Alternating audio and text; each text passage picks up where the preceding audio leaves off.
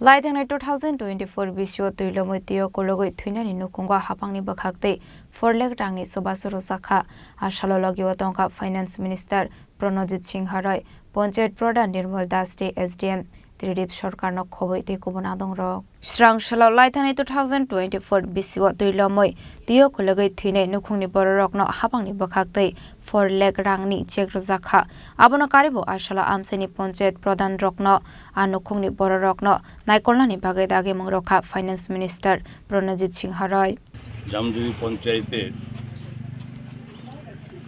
স্বর্গীয় সমরেশ বর্ধনের বাড়িতে আছি। এখানে যখন ফ্লাড এফেক্টেড হয় সারা রাজ্যের সঙ্গে জামজুরি ভীষণভাবে ক্ষতিগ্রস্ত হয়েছে। প্রায় অলমোস্ট কিছু বাদ দিলে পরে সমস্ত পরিবারই এর সঙ্গে ক্ষতির সঙ্গে যুক্ত ছিল। সরকারি ব্যবস্থাপনায় তাদেরকে যতটা সম্ভব ওই সময়কালীন সময় যা করার তা সরকার করেছে। পরবর্তী সময়ে সরকার বিভিন্নভাবে যাদের বাড়িঘর ভেঙে গেছে তাদের টাকা তো সবই হয়েছে, কিন্তু সবচেয়ে দুর্ভাগ্যের বিষয় যে এই জামজুরি থেকে চারটি লোকের এই বন্যার কারণে তাদেরকে প্রাণ দিতে হয়েছে। তো বাকি জনের তো সঙ্গে সঙ্গে আমরা আইডেন্টিফাই করতে পেরেছি অ্যাডমিনিস্ট্রেশন, এবং সমরেশ বর্ধনের নিখোঁজ হওয়ার খবর পাওয়া গেছে, কিন্তু তার ডেড বডি না পাওয়ার কারণে সরকারও সিদ্ধান্ত নিতে পারছে না মৃত বলে ঘোষণা করার জন্য। তো যাই হোক, এরপরে যখন হয় তখন সেখানে তার ডেড বডি এখানেই জলে পাওয়া গেছে, এবং তার জন্য সরকারের যে ব্যবস্থাপনা করার সে ব্যবস্থাপনা করা হয়েছে।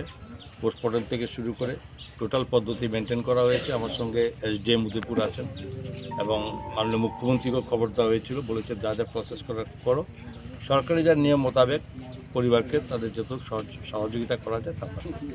আজকে এখানে আসা এবং সেখানেই সরকারের পক্ষ থেকে এই পরিবারের হাতে 4 লক্ষ টাকা তাদের স্যাংশন লেটার দিয়ে দেওয়া হয়েছে। ব্যাংকে অটোমেটিকই চলে আসবে, এবং দুটো মেয়ে আছে, একটা ক্লাস 10-এ পড়ে, একটা আরও ছোটো ক্লাসে পড়ে, এবং এদের যাতে পড়াশোনা কোথাও বন্ধ না হয় তার জন্য অন্তত এইটা সুযোগ তাদেরকে দেওয়া হবে। বাড়িতে বৃদ্ধ মা আছে, অন্যান্যরা আছে, সবাই খুব ভালো। গ্রাম পঞ্চায়েত থেকে এখানকার আমাদের পঞ্চায়েতের বডিও সেখানে মৃত সমরেশ বর্ধনের স্ত্রীকে সাময়িক কিছু কাজের সঙ্গে যুক্ত করে দেওয়া হয়েছে। আরও কিছু করা যায় কিনা ব্যবস্থা করা হবে। Bureau report Sinik খরাং।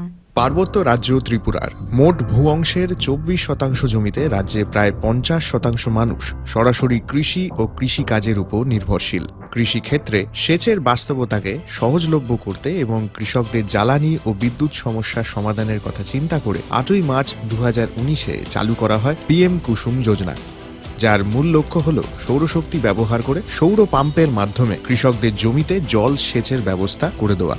বর্তমানে ত্রিপুরার 3500-রও অধিক কৃষক PM কুসুম প্রকল্পের সুবিধা সরাসরি গ্রহণ করেছে। এর ফলে জমিতে সঠিক সময়ে জলের যোগান পাওয়ায় কৃষি ফসলের উৎপাদন যেমন বৃদ্ধি পাচ্ছে, তেমনি অন্যদিকে জমির উর্বরতাও বৃদ্ধি পাচ্ছে। আমরা তো এই সোলার জল আগে পাইতাম না, খুব কষ্টে আসলাম, পাতা খেতে করতাম পারি না, ধান চাষ করতাম পারি না।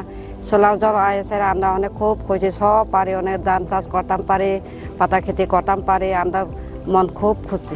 আগামী দিনে রাজ্যের বেশিরভাগ কৃষি জমিকে সেচের আওতায় আনতে এবং পার্বত্য এলাকায় যেখানে জলের অভাবে কৃষিকাজ বন্ধ হয়ে আছে সেই জমিতে কৃষিকে পুনঃস্থাপন করতে রাজ্য সরকার ও রাজ্যের পুনর্নবীকরণযোগ্য শক্তি উন্নয়ন সংস্থা অর্থাৎ ট্রেডা প্রতিনিয়ত এই প্রকল্পটিকে অগ্রাধিকার দিয়ে কাজ করে চলেছে। তাছাড়া এই প্রকল্পটি বাস্তবায়নের ক্ষেত্রে সরকার আপনাকে 90% ভর্তুকি প্রদান করে থাকে। অন্নদাতা কৃষক বন্ধুরা যারা সেচের অভাবে চাষাবাদ করতে পারছেন না, তাদের জন্য এবার সুখবর নিয়ে আসলো PM কুসুম প্রকল্প।